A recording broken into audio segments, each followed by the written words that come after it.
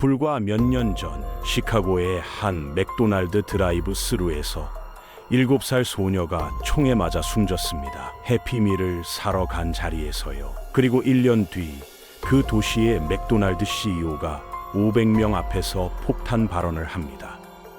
우리 매장에서 폭력 범죄가 터지고 있고 약물 과다 복용이 벌어지고 있고 직원들이 출근을 거부하고 있다. 시카고는 위기에 빠져 있다. 글로벌 대기업 수장이 자기 본사가 있는 도시를 공개적으로 저격한 겁니다. 근데요, 진짜 미친 건 그 다음입니다. 이 사람이 같은 연설에서 이렇게 말했거든요.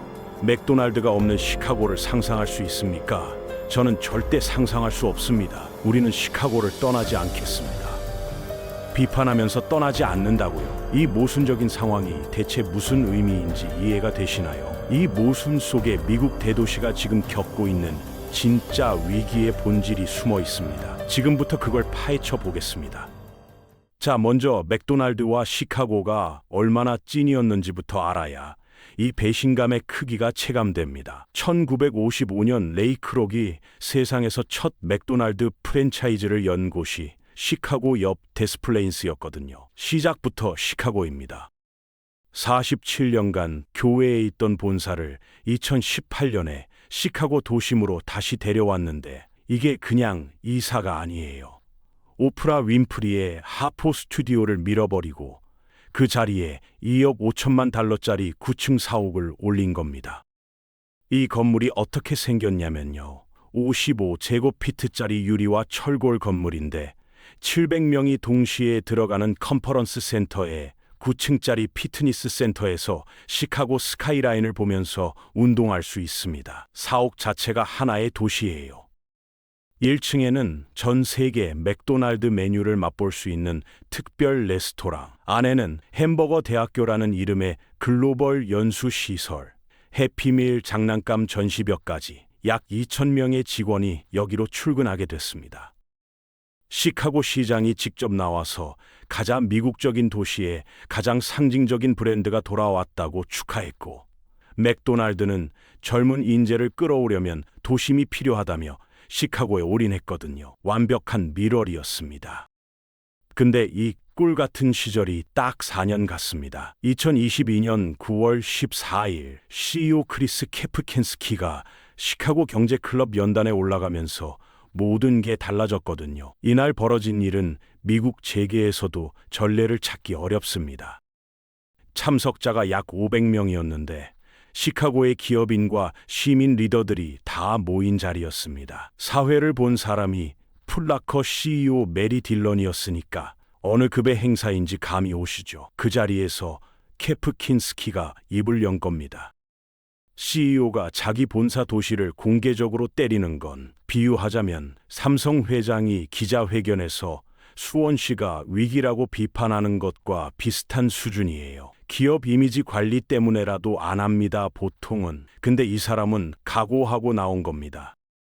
해외 출장을 갈 때마다 시카고에 무슨 일이냐는 질문을 받는다. 범죄가 도시 구석구석으로 스며들고 있다. 약 400개 매장에서 폭력, 노숙, 약물 과다 복용이 직접 벌어지고 있다고요. 거기서 끝이 아닙니다. 유망한 임원한테 시카고로 오라고 하면 몇 년 전보다 설득이 안 되고 기존 직원들은 지하철이 무섭다며 출근을 거부한다는 겁니다. 이 발언이 CNN, 블룸버그, 월스트리트 저널에 동시에 터졌습니다. 숫자로 한번 보겠습니다. 시카고 경찰국 2022년 데이터인데요. 살인은 전년 대비 15% 줄었어요. 여기까지만 보면 뭐가 문제인가 싶죠. 근데 절도 65% 폭증, 강도 18% 폭증, 침입 범죄 28% 폭증이었습니다. 이 숫자가 의미하는 게 뭐냐면요. 뉴스에 나오는 살인은 줄었으니까 통계상으로는 나아진 것처럼 보이는데 실제로 시민들이 길 걷다가 핸드폰 뺏기고 차 털리는 일은 역대급으로 늘어난 겁니다. 체감 치안이 완전히 무너진 거예요. 무슨 뜻이냐면 뉴스에 나오는 흉악 범죄는 줄었는데 사람들이 출퇴근길에 실제로 당하는 범죄는 폭발한 겁니다.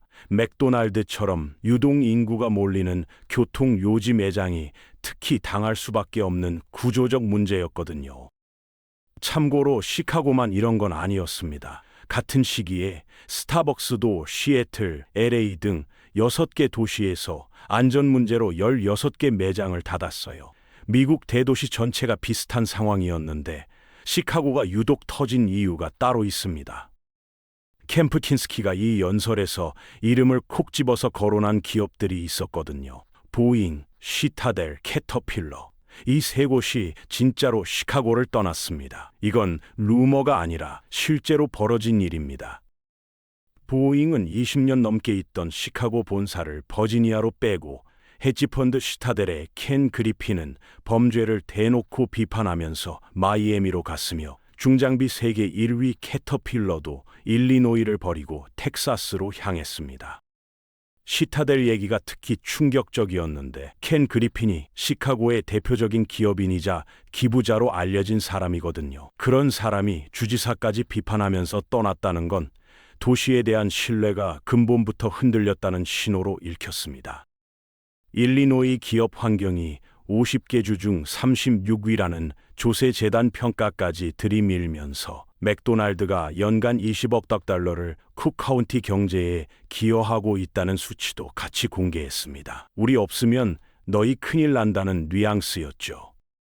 자, 그러면 시카고시가 가만히 당하고만 있었을까요? 당연히 아닙니다. 시사나 기업 유치기관 월드 비즈니스 시카고의 마이클 파스나흐트가 경제클럽 회원들한테 공개 서한을 보내서 정면으로 받아쳤거든요.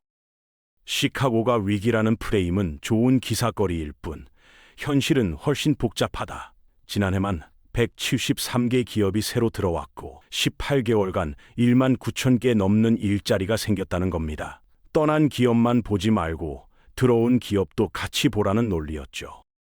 자, 여기서 이 이야기에 가장 기가 막힌 반전이 나옵니다. 그렇게 시카고를 공개 처형한 캠프 킨스키가요, 같은 연설에서 이렇게 말합니다. 맥도날드가 없는 시카고를 상상할 수 있습니까? 저는 절대 그럴 수 없습니다. 다른 주 시장들이 이전을 권유하는 전화를 하지만 떠나지 않겠다고 선언했고 교회 로미오빌에 있던 혁신센터를 오히려 시카고 본사로 옮기면서 100개 넘는 일자리를 추가하겠다고 발표했습니다. 때리면서 안아주는 겁니다. 수년간 시카고 매장 리모델링에 2천만 달러를 투자하고 40개 지역 단체의 직업 훈련을 지원하고 있다는 것도 강조했어요. 비판하되 떠나지는 않는다. 투자는 계속한다. 이게 맥도날드의 공식 포지션인 겁니다. 좋습니다. 그러면 진짜 궁금한 건 이거잖아요. 떠나지 않겠다는 그 맥도날드가 2025년에 루프 도심 매장 6곳을 왜 닫았느냐? CBS 뉴스 시카고에 따르면 본사는 공식 사유를 밝히지 않았습니다. 외부 소식통이 적어도 한 곳은 범죄와 노숙 문제가 원인이었다고 전했는데 일리노이 레스토랑 협회의 샘 토이아는 완전히 다른 숫자를 들이밀었습니다. 2020년 이후로 인건비 35%, 식재료비 35%, 고정비 20% 상승이라는 업계 전체에 떨어진 비용 폭탄이요. CBS가 확인한 폐점 위치가 재미있는데요. 델라웨어 빌딩 매장, 워베시 119번지, 체이스 타워 옆 클라크 스트리트 매장, 이것들이 전부 걸어서 10분 거리에 몰려 있었습니다. 그리고 맥도날드만 빠진 게 아니에요. 바로 옆에 미니 그로우, 코너 베이커리 같은 식당들도 빈 공간으로 남아있다고 CBS가 보도했거든요. 맥도날드 하나가 망한 게 아니라 루프 도심 상권 자체가 흔들리고 있다는 신호였던 겁니다. 실제로 맥도날드 미국 전체 동일 매장 매출이 2025년 1분기에 3.6% 빠졌는데 이건 2020년 이후 최대 낙폭이고 지난 5년간 미국에서만 약 1,000개 매장이 문 닫았으니 시카고만의 문제라고 보기는 어렵습니다. 근데 여기서 또 반전입니다. 루프가 완전히 죽었느냐? 그것도 아니에요. 시카고 루프 얼라이언스 CEO가 올해 1분기에만 100만 명이 방문해 2억 8천만 달러의 경제 효과가 났다고 반박했거든요. 맥도날드가 빠진 자리 근처에 멕시코 레스토랑 모멘토가 새로 열렸고 이탈리아 젤라토 브랜드 아모리노는 전 세계 300개 지점 중 시카고 루프 매장이 매출 1위라며 두 번째 매장을 준비하고 있습니다. 죽었다는 도심에서 세계 매출 1위요. 더 재밌는 건 루프 주말 유동 인구가 팬데믹 이전보다 오히려 높다는 데이터입니다. 평일에 오피스 인구는 빠졌지만 주말에는 사람들이 돌아와요. 도시가 죽은 게 아니라 작동 방식 자체가 바뀌고 있는 건데 맥도날드는 평일 점심 장사 모델이니까 직격탄을 맞은 거죠. 생각해보세요. 재택근무가 보편화되면서 월요일부터 금요일까지 도심에 나오는 사람이 줄었는데 맥도날드 루프 매장은 그 평일 직장인 점심 수요로 먹고 살던 곳이거든요. 토요일에 관광객이 많아봤자 평일 5일 매출 빈자리를 못 채웁니다. 혹시 맥도날드가 로봇 매장이나 새 브랜드로 몰래 탈출 루트를 짜고 있는 거 아니냐 이런 말도 있는데요. 사실을 짚어보면 좀 다릅니다. 2022년 말 텍사스에 자동화 테스트 매장을 연 건 맞아요. 근데 이걸 완전 무인 로봇 매장이라고 하면 과장이에요. 맥도날드 대변인이 직접 나서서 사람이 조리하고 포장한다고 밝혔고 이 콘셉트를 다른 곳에 확대할 계획이 없다고도 했거든요. 탈출 전략이 아니라 업계 전반의 효율화 실험이었습니다. 코스믹스라는 음료 서브 브랜드도 2023년 말에 나왔는데 결말이 어떻게 됐냐면요. 2025년 5월에 전 매장 폐점 발표가 났습니다. 실험하고 접은 겁니다. 여기서 배운 음료 노하우를 기존 매장에 쓰겠다는 게 맥도날드의 설명이었어요.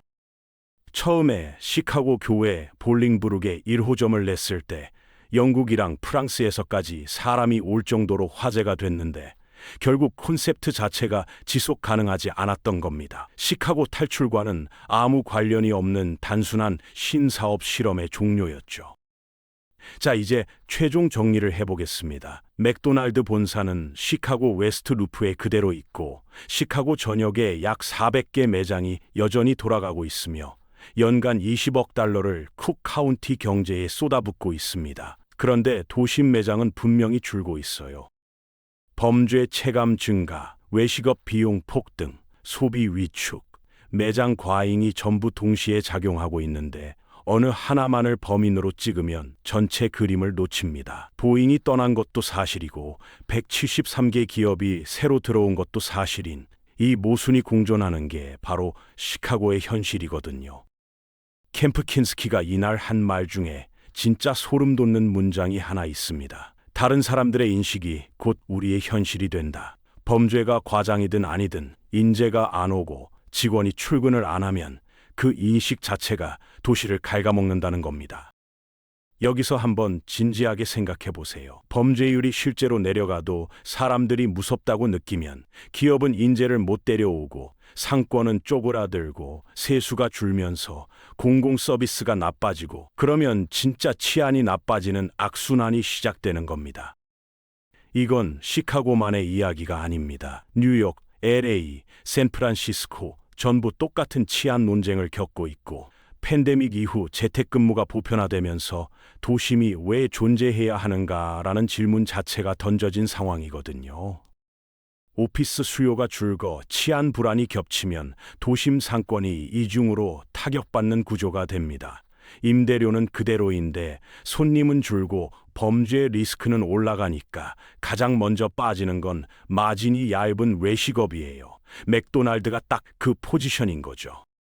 시카고가 특히 회자되는 건 맥도날드와 보잉이라는 누구나 아는 이름이 걸려있기 때문이지 본질은 미국 대도시 전체의 구조적 전환입니다. 황금 아치가 전부 사라진 게 아니에요. 맥도날드는 거기 있고 시카고도 미국 3위 도시입니다. 결국 이 이야기가 우리에게 던지는 질문은 딱 하나입니다. 도시가 기업한테 무엇을 줘야 기업이 머물고 기업은 도시에 무엇을 돌려줘야 그 도시의 시민이 혜택을 받느냐. 그 답을 시카고도 아직은 못 찾았고 우리가 사는 도시도 마찬가지입니다. 한 가지 확실한 건 맥도날드 같은 기업이 공개적으로 비판하면서도 남아있는 동안이 기회라는 겁니다. 떠나겠다고 짐을 싸기 시작한 다음에는 이미 늦거든요. 시카고가 이 기회를 살릴지 날릴지 앞으로가 진짜 볼만한 이야기가 될 겁니다.